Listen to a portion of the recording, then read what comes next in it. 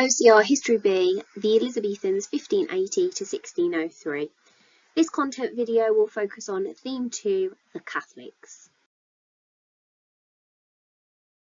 Religious settlement is a very popular topic with the exam board, and it is something that you absolutely need to know.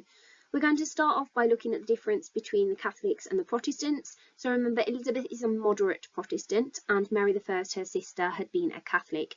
So Elizabeth had already reversed lots of the changes that Mary I had brought in during her reign, and this left lots of the English people confused as to what her religious identity was going to be. Just a reminder that Catholics believe that the Pope is the head of the Church. They have a Latin Bible and services. They believe in transubstantiation, which is where the wine and the bread transform into the body and blood of Christ. They believe that priests could not marry as a result of their marriage effectively to God. They believed in the power of Mass as a service where they take the bread and the wine that they believe has transformed into Christ's body and blood. And they had decorative churches, so things like stained glass windows, for example. In comparison, we have the Protestants. So Henry VIII had created the Church of England in 1534 and had introduced the Act of Supremacy, which said that he was supreme leader of the Church of England. He had the Bible in the vernacular, which means in the language of one's country. So for our case, that would be an English Bible. So this enabled lots more people for the first time to understand what the words in the Bible actually meant. They believed in simple churches that did not distract from the power of worship, so plain glass windows, for example, and that they only had the bread and the wine as a symbol, rather than it being the actual body and blood of Christ, which the Catholics believed. So they are the main differences between the Catholics and the Protestants. Elizabeth introduces something called her religious settlement in 1558, and this was intended to be a compromise. She was not Catholic like her sister Mary, and nor was she as strictly Protestant as her brother Edward. So she was a moderate Protestant. She rejected transubstantiation, which, just a reminder again, is the bread and the wine turning into the body and the blood of Christ. But she was not a radical Puritan. So there were two parts that made up her religious settlement. The first was the Act of Supremacy. She decides that she's going to call herself Supreme Governor of the Church of England. And this was really so that she didn't anger the Pope as much by calling herself Supreme Head, as her father had. And she states that Protestantism is now the state religion of England. It states that the Church is not ruled by the Pope, and that not to recognise Elizabeth as the head of the Church is treason. We then have the Act of Uniformity. Remember that uniformity or uniform means the same. So all of these rules apply to everybody in England. So first of all, attendance at Anglican church services was compulsory. That just means at a Church of England church service, and people were fined if they did not attend. Obviously, the vast majority of the English people would not have been able to afford fines. So whether they believed in the religious changes Elizabeth introduced or not, they were very, very likely to attend. All Bible readings and services at these churches would have been in the vernacular, so in English. It stated that the clergy could marry, so again very different from Catholics. Catholic practices such as pilgrimages or religious journeys were banned, and as a compromise she did allow Catholics to worship privately and allowed vestments or robes to be allowed as well. So this is an attempt really to appease the Catholics in the hope that they won't rebel against her. In terms of the response, we have a few different ones. So firstly, the vast majority of England were what were known as conformers. And this just means that even those who were Catholic under Mary decide that they are going to become Protestant. And the real reason here is because they want to avoid fines. They just can't afford to pay them. So because they are now conforming, they are going along with what Elizabeth has said, even if they don't particularly agree with it. They are no threat to Elizabeth. We then have the Church Papists. So most Catholics in the northwest of England attended Protestant service, but they did maintain their Catholic beliefs. By attending the church services, they avoid paying the fines, and therefore they weren't challenging Elizabeth as Queen. Their only hope was that they prayed for a Catholic successor.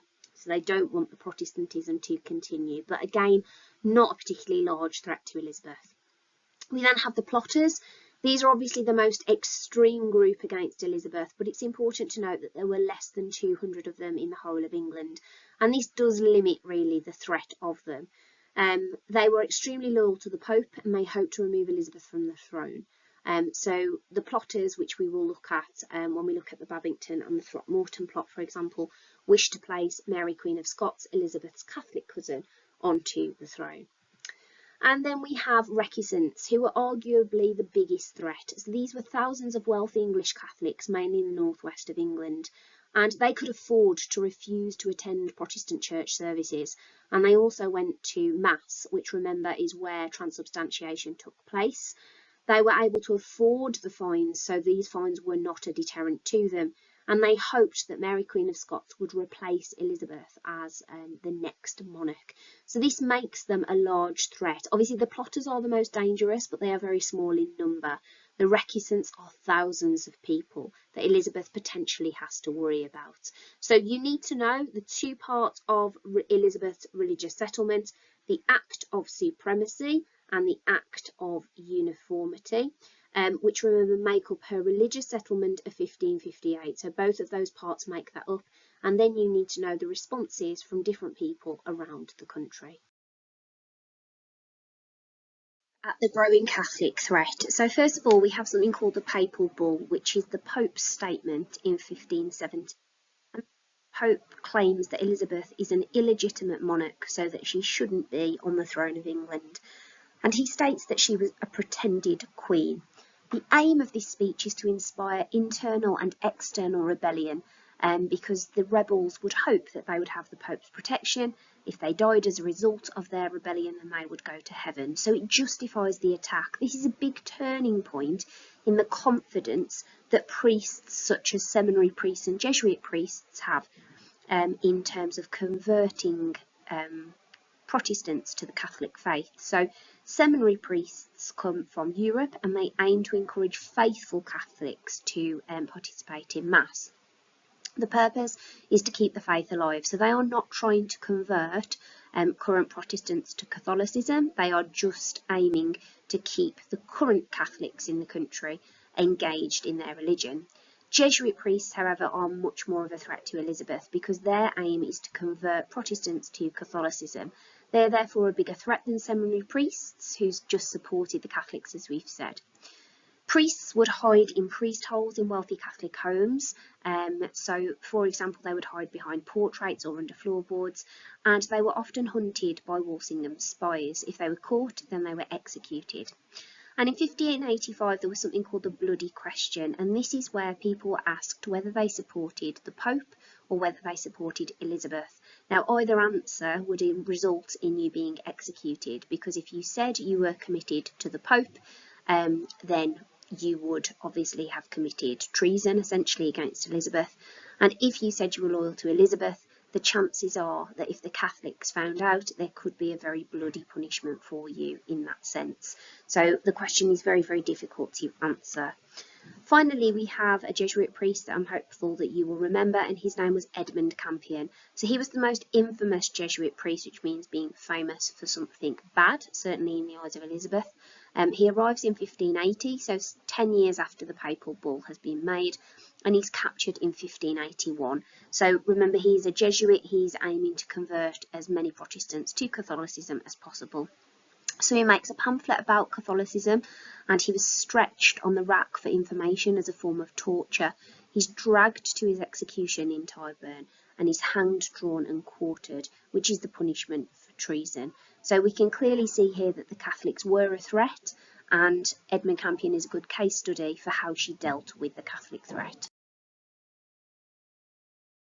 I think you'll be quite familiar with, and you will remember bits and pieces of this as we go through. The obvious figurehead for lots of these plots is Mary Queen of Scots. Remember, she's Elizabeth's Catholic cousin, and she was her named successor.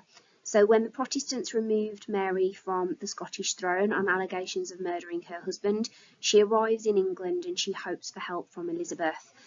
Elizabeth was understandably quite worried about the fact that she might inspire Catholics, and she has her under house arrest and regularly moves her so that she can't be targeted by Catholics to lead a plot.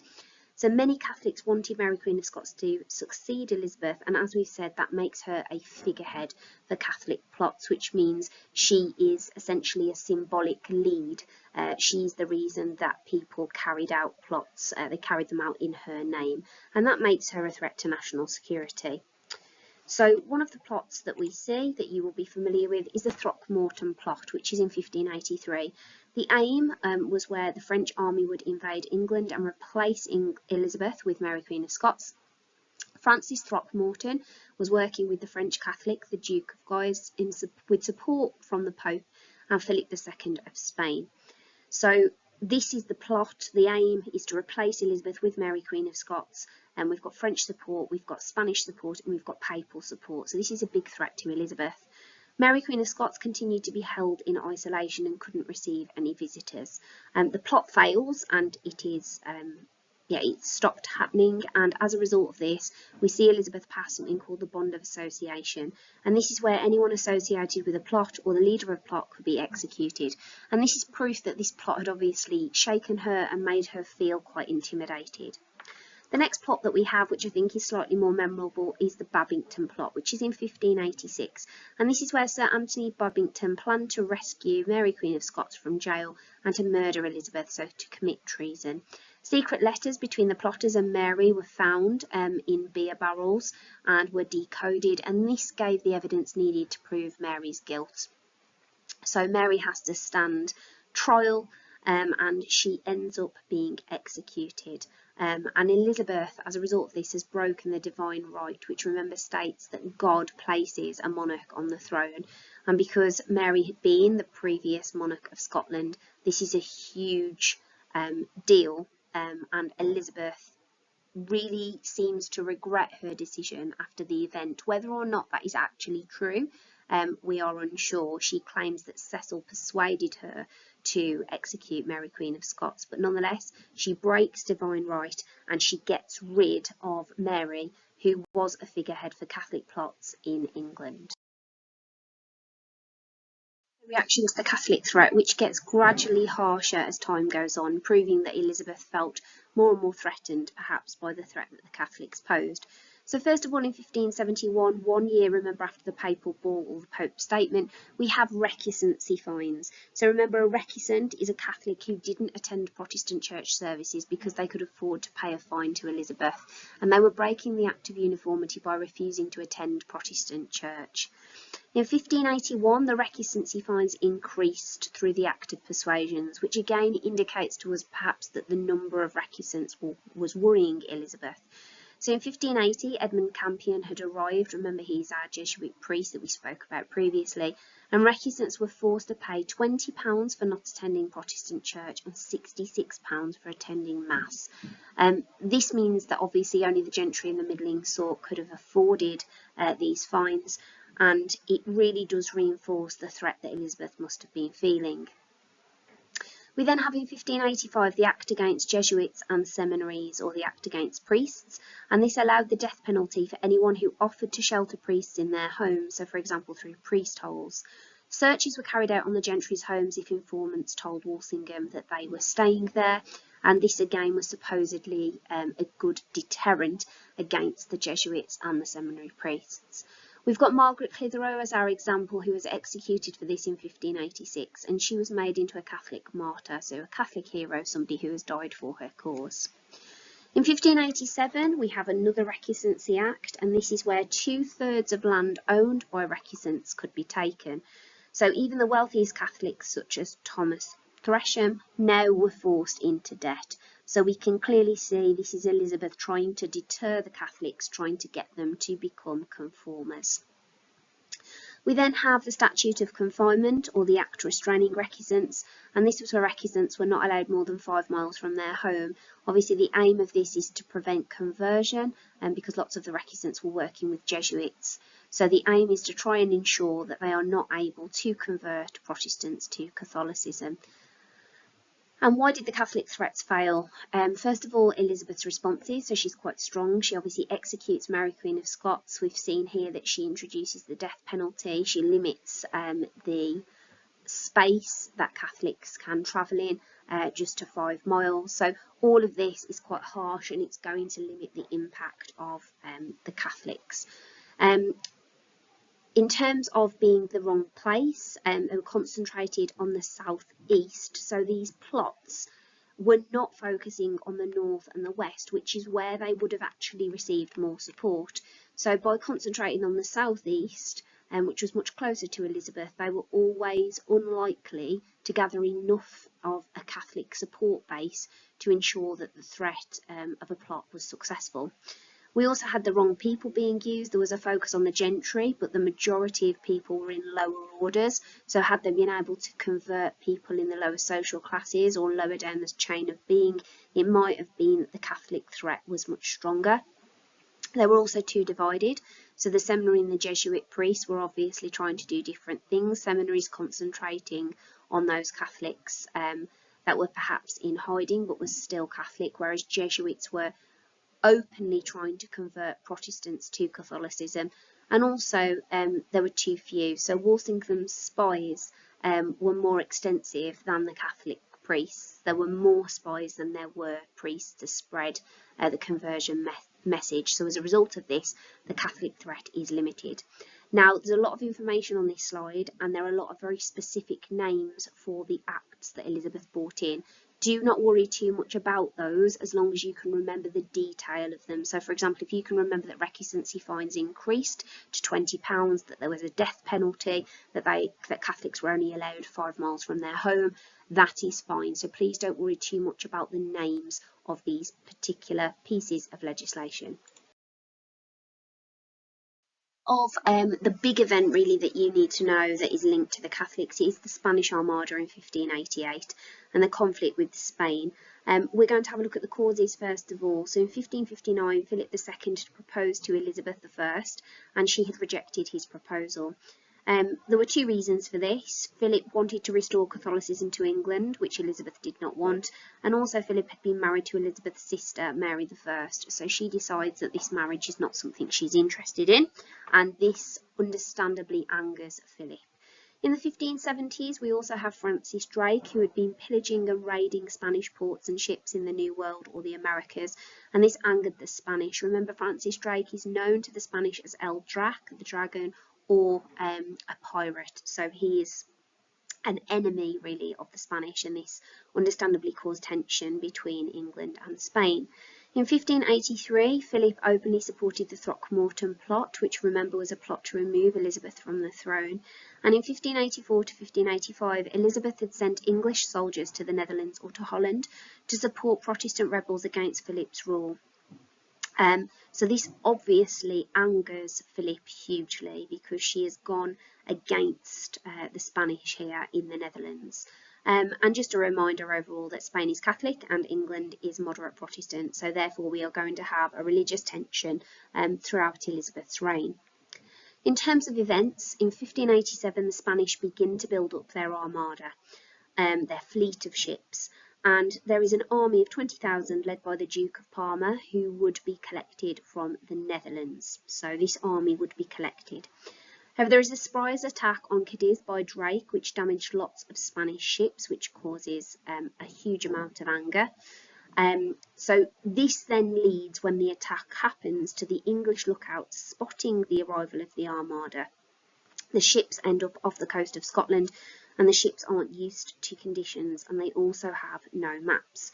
So the events that take place, you need to know when they're building up the Armada, the fact that they have an army ready to go. There's been this surprise attack on Cadiz, and this only fuels the anger and resentment of the Spanish towards the English.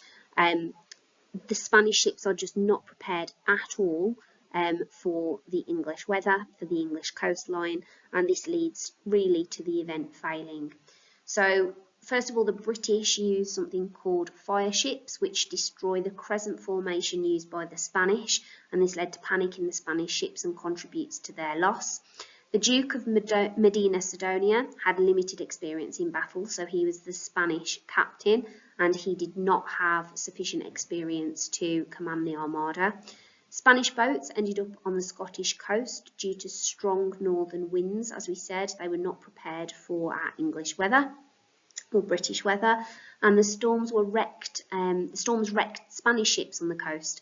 And you've got this quote which is famous of "God blew and they scattered." There was the delay of the 20,000 troops that the Duke of Parma was supposed to collect, which meant that the Armada was delayed, and the Armada never actually picked up the troops in the Netherlands as the communication just didn't work. So these are all reasons for failure.